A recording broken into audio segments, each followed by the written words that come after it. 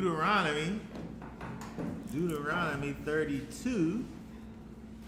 We're just going to read the first 3 verses of Deuteronomy 32. The first 3 verses.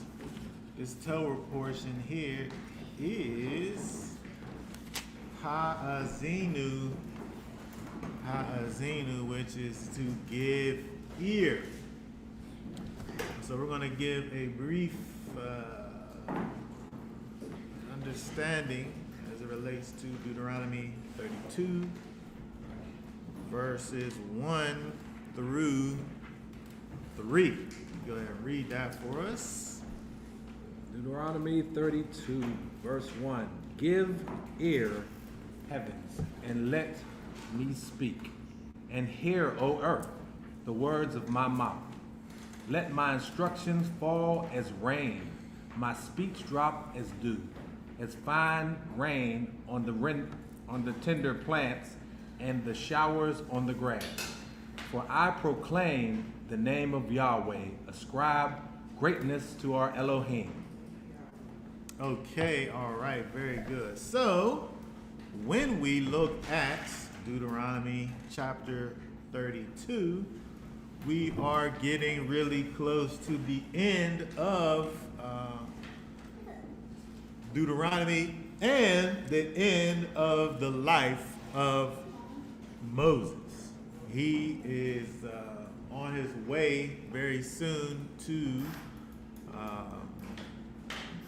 join the fathers in the grave.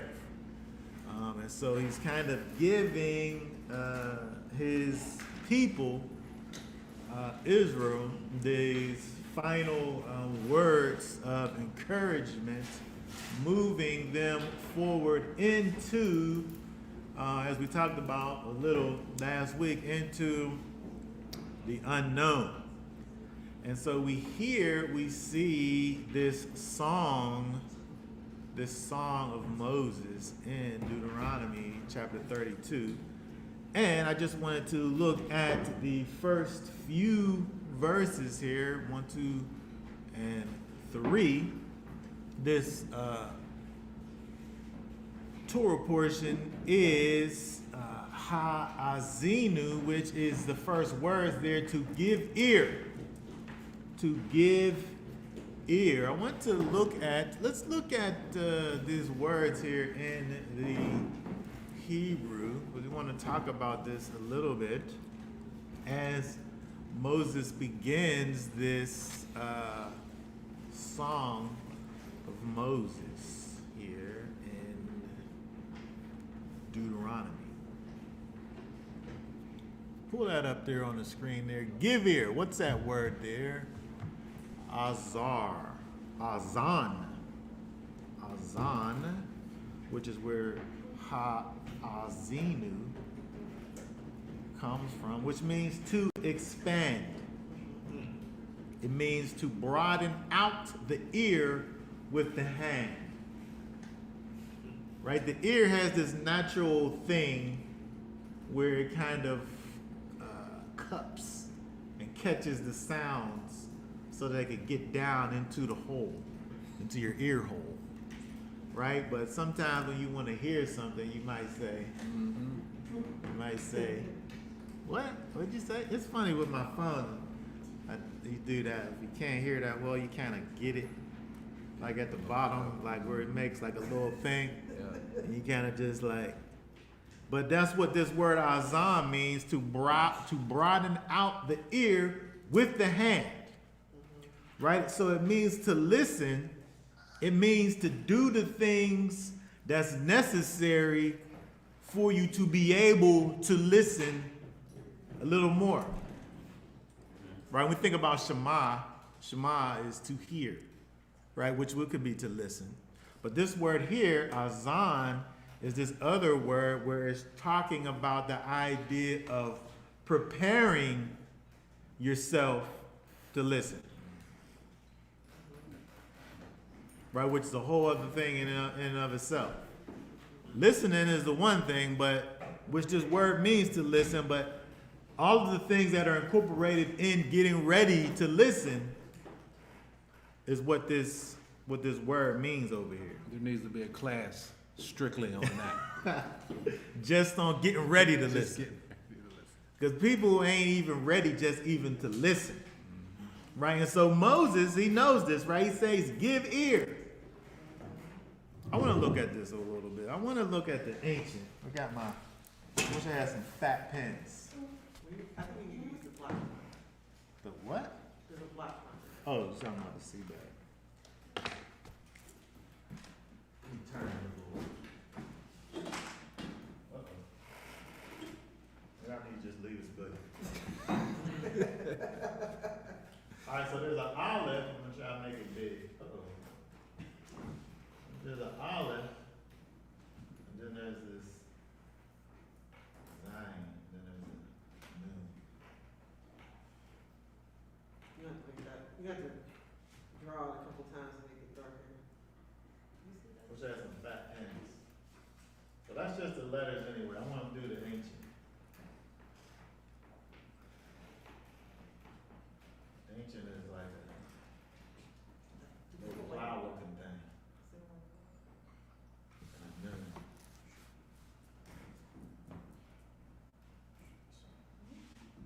Okay? And so over here we got an olive, which is a ox's head, right? Which has the idea of to lead or something that's strong, right? And the Zion is it's a plowing thing, where you would go and like plow the ground, right? And then the noon is a sprouted seed. So it has the idea of continuance. And so when we think about this word here, this azan word, and this idea of getting ready to listen, right? It's the strong act of preparing oneself to sow or reap a seed. Right? If we think about the idea of, gardening, you don't just go out and take some seeds and stick it in the ground. I mean, you could. I'm not sure how successful you would be. But you have to go out and you got to dig up the land. You got to get all the rocks out. You got to get all the big chunks out. You got to get all the weeds and stuff out. And so when we think about this word here and the idea that Moses is getting the people, he's telling these people, y'all need to get ready for what I'm getting ready to say. Listen. Right?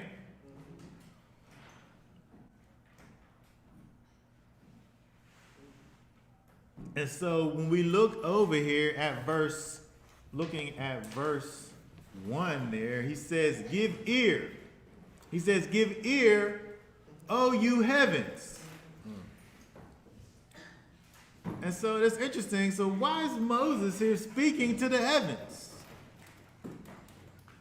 Because I thought he was talking to the people, right?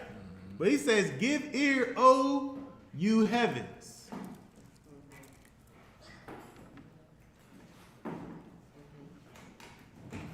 And when we think about the words that are coming out of the mouth of Moses, Moses is speaking the Most High's words, right? Moses is speaking the Most High's words. So Moses here is making sure that everything is on the up and up. You told me this, what to say, and I want you to hear me tell them as a witness, Yes, right? Witness. Moses is speaking, he's speaking to the people, but he's speaking aloud, letting it be known to the heavens that the things that he's saying what the Most High had for him to be saying.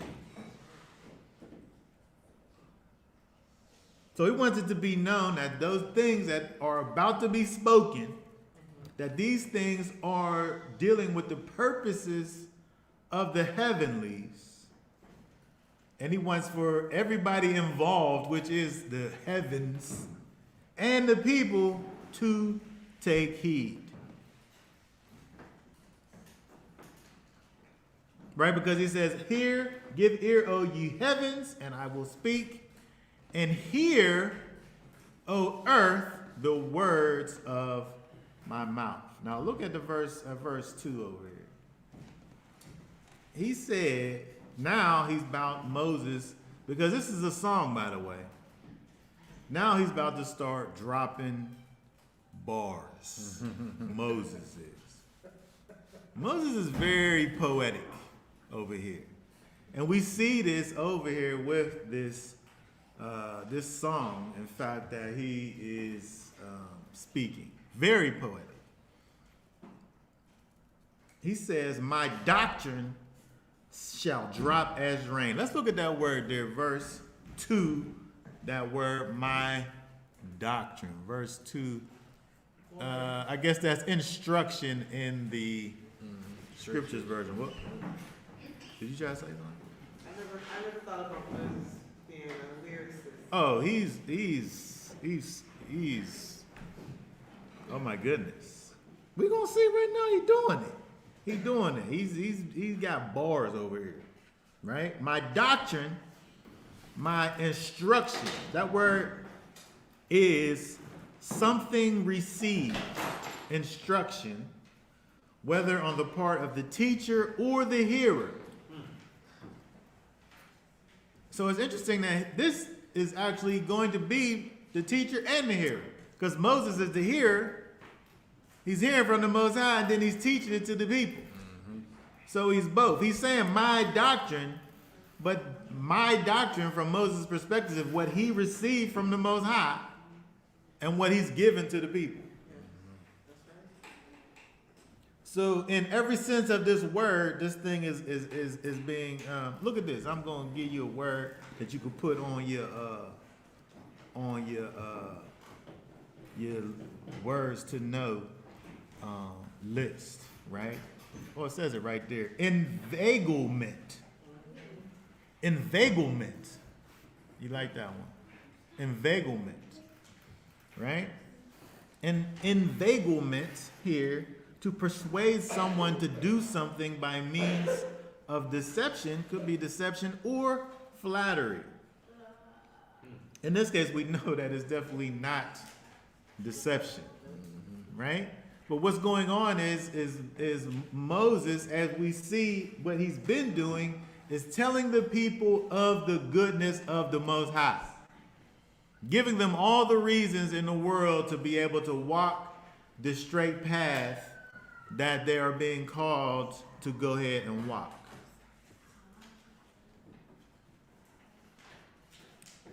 Okay, so he says over here, my doctrine shall drop like rain. Right? This is getting into the poetic part. He's over here waxing poetic, Moses is, right? When we think about rain, rain washes. It cleanses. I love that time of year when we get past winter and living in the climate, the part of the country that we do where we have to deal with snow and salt. We have salt all over your vehicle. It just looks terrible, especially when you got a black vehicle. Yes. It's even worse, right? But when that rain comes, it seems like it comes just at the right time when you get past that season of snow and salt and nastiness all over your car, and then the rain comes and washes and it cleanses, right? And so he's talking about his doctrines, which are going to drop like rain. And when we think about rain, it nourishes, it feeds, right? Rainwater, it covers, it immerses. Water does, right? And so rain is this covering, this immersing, this nourishing that comes from on high. This is another aspect of rain. We talk about the idea of Moses and his doctrines that are going to fall like rain. That means that they're going to have these washing effects, these cleansing effects, these nourishing effects, and they're coming from on high. When we think about rain, the places that it falls, it needs to be there. Rain's a functional thing, right? It's a thing that happens, but it's functional. Like, we need that water to be in the situation, right? And that water restores dry places and it revives. But this is Moses talking about these doctrines that he's bringing, that he received from on high, that he's about to drop.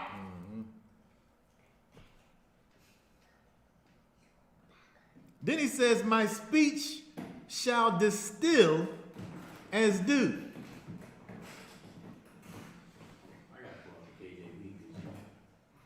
Oh, what do it say in the, it says distill over there, right? My speech will drop down as dew. Oh, I see. Look at that word distill there, because that's interesting. What do it say in the Hebrew there? Nazal, to drip, to shed by trickling, flood, flow. So when you think about dew, dew's an interesting thing. You can wake up in the morning and there'll be dew on the car, dew in the grass. It didn't rain though. And so this rain, this dew, this water, this moisture comes out of the atmosphere. It comes really from the atmospheric changes in the atmosphere. The temperature changes when it goes from one state to another, and causing that rain to kind of just appear unto them. And so when we think about what Moses is talking about, he's talking about this idea of distill as dew, but he's still talking about his words, where he wants for these words to appear unto the people's heart, kind of mysteriously out of the air, right? Because he's talking about dew, right? But he's talking about his doctrines. But when we think about the idea that these things are coming from on high, right? These things are coming from on high. It gives you that idea of it actually coming from the Most High. Like, you can see where rain comes from. That's one thing. But when we talk about this idea of this thing being like dew, it brings it back to the idea of it coming from the Almighty. And then lastly, verse 3, where it says, because I will publish the name of Yahweh, ascribe you greatness unto Elohim. Again, Moses is moving the people in a particular direction, trying to help for them to understand.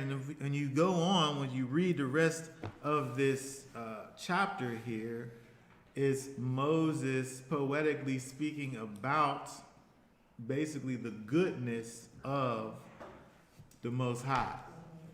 The first time we hear this song of Moses, it deals mostly about what